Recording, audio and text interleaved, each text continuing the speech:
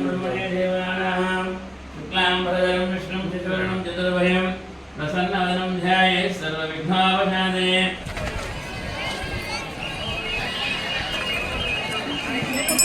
ఈ సీతారామస్వామి దేవస్థానం విశిష్టత గురించి ఈరోజు మనం మన రాజరాజేశ్వర భక్తి ఛానల్లో తెలుసుకోవడం జరుగుతుంది. ఇది మనకు రాజన్న సిరిసిల్ల జిల్లా కొనరావుపేట మండలం మామిడిపల్లి గ్రామంలో ఈ సీతారామస్వామి దేవస్థానం ఉండడం జరిగింది. క్షేత్రం యొక్క విశిష్టత ఎలా ఉంటుంది, భక్తుల కోరిన కోరికలు ఏ విధంగా నెరవేరుతున్నాయి అనే దాని గురించి, ఈ దేవస్థానం గురించి మనం పూర్తిగా ఈ వీడియోలో తెలుసుకోవడం జరుగుతుంది.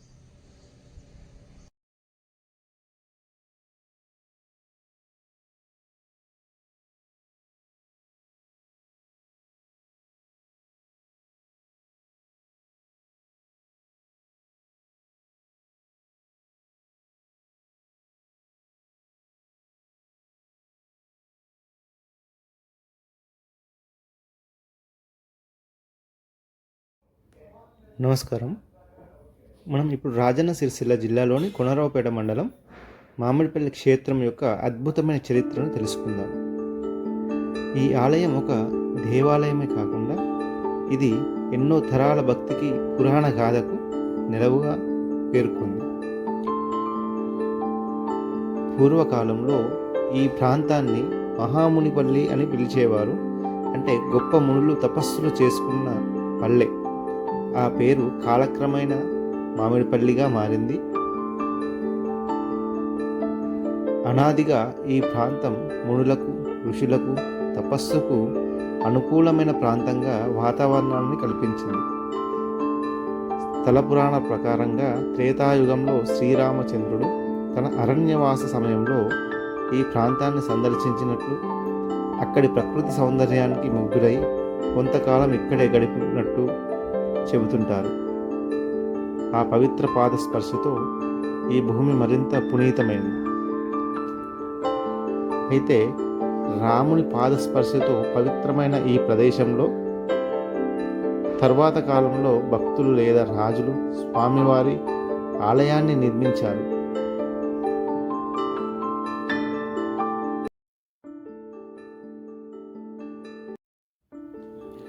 ఈ ఆలయానికి దక్షిణ దిక్కున ఒక వాగు పారుతుంది.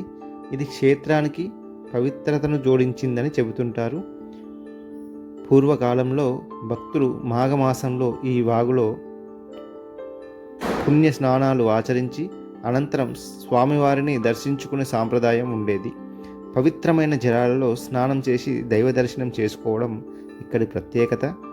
ఆలయం చుట్టూ ఉన్న పచ్చదనం వాతావరణం భక్తులను ఆధ్యాత్మిక అనుభూతిని కలిగిస్తుంది.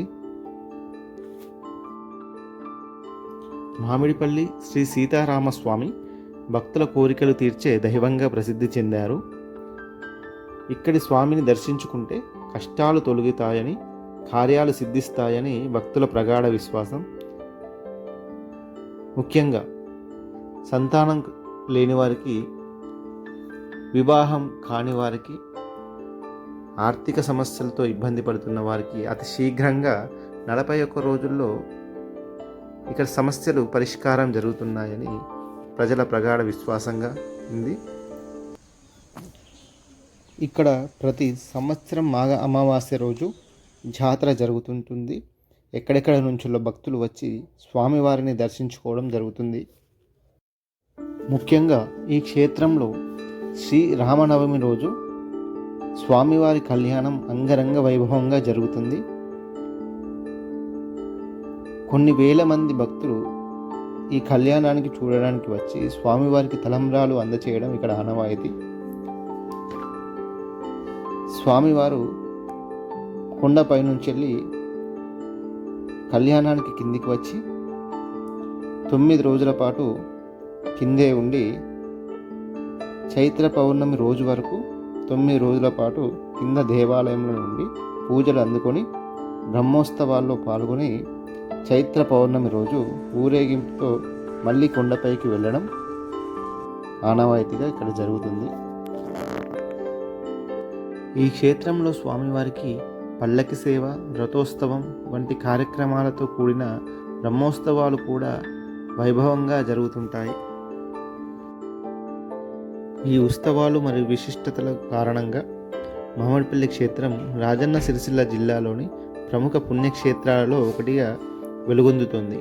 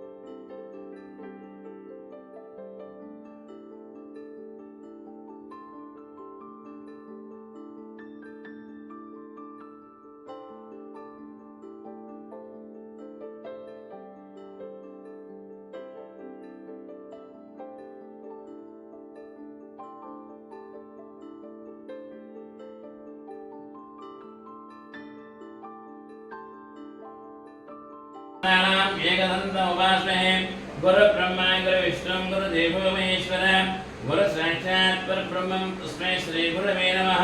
శుభాజ్యం శోభనమూర్తిం వరద వరుషే వరదగండ మేరో దక్షిణ దిక్పాగిషణ్య శ్రీశైల మధ్యప్రదేశే గంగా గోదావరి నర్మదా అతసన్నిధీనాం బ్రాహ్మణ సన్నిధీనాం భగవాన్ సన్నిధీనాం వివారిక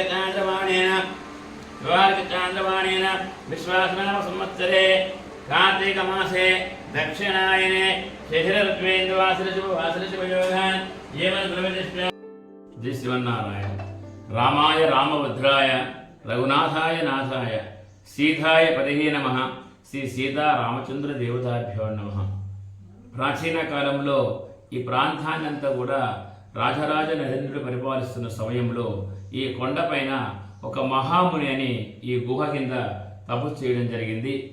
ఆ సమయంలో అరణ్యంలో భాగంగా రామచంద్రుడు ఈ ప్రాంతానికి రావడము, ఈ మహాముని దగ్గర కొంత సేద తీసుకోవడం వల్ల ఇది మహాముని పల్లెగా పిలవడం జరిగింది. తర్వాత రాను రాను దీన్ని మామిడిపల్లిగా పిలవడం జరిగింది. ఇక్కడ స్వామివారి యొక్క వైష్ణవ పాంచరాత్రి విధానంలో స్వామివారి పూజా కాంకర్యాలు జరుగుతాయి.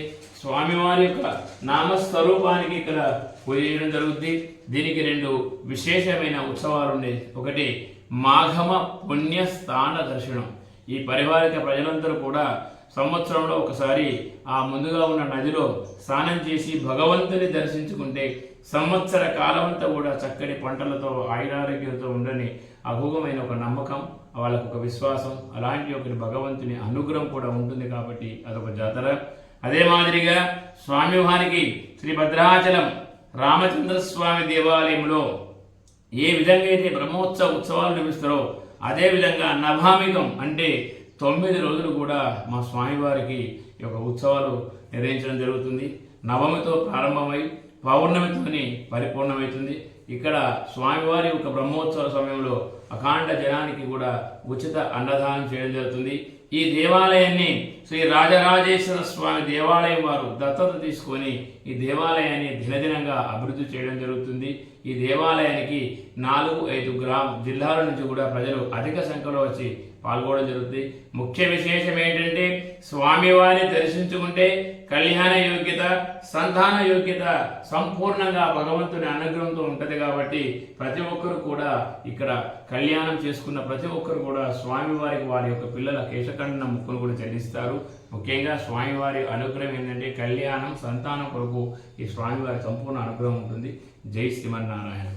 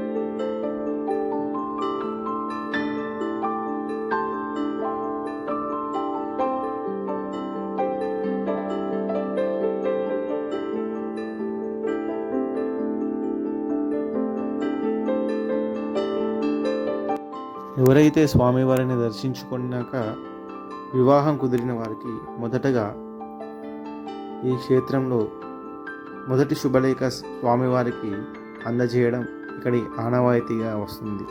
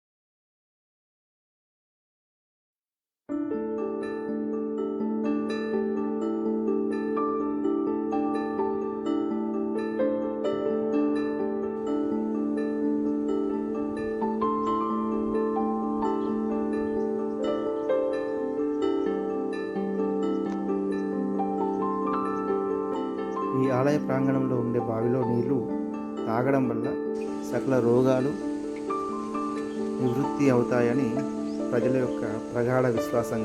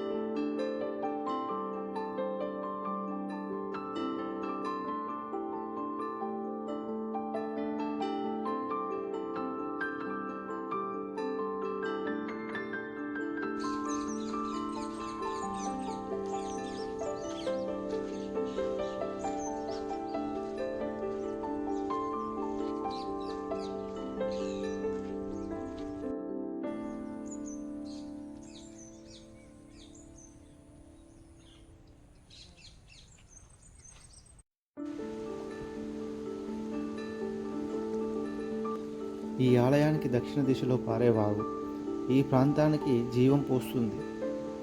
ఈ వాగు చుట్టుపక్కల నీటి అవసరాలను తీర్చడమే కాక మాఘమాసంలో భక్తులకు పుణ్యస్థానాలకు వేదికగా నిలుస్తుంది.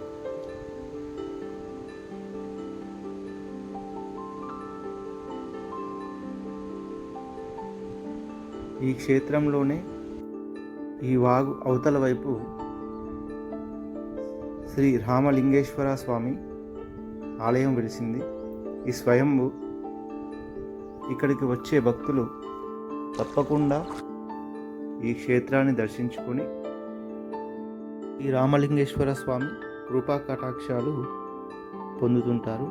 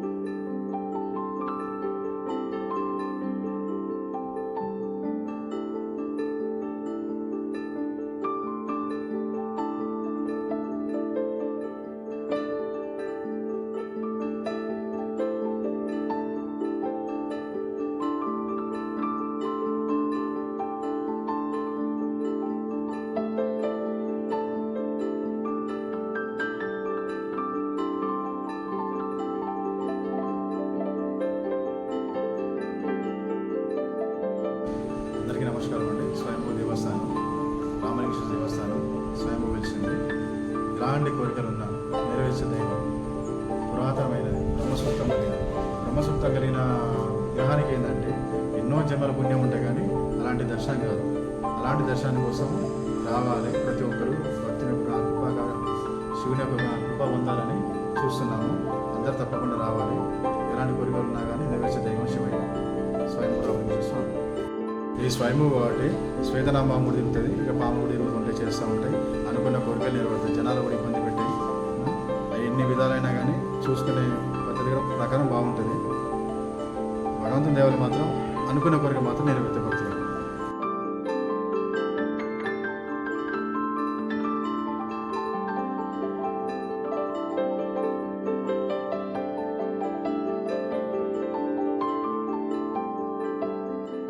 ఈ క్షేత్రానికి క్షేత్రపాలకునిగా గుంటి హనుమాన్ దేవాలయం ఇక్కడ ఉంది. ఈ గుంటి హనుమాన్ దేవాలయంలో ఆంజనేయ స్వాముల వారు ఈ క్షేత్ర పాలకునిగా వ్యవహరిస్తున్నారు. ఈ క్షేత్రాన్ని దర్శించుకున్న ప్రతి ఒక్కరూ ఈ ఆంజనేయ స్వామిని దర్శించుకోవడం ఇక్కడి ఆనవాయితీ. జై శ్రీరామ్.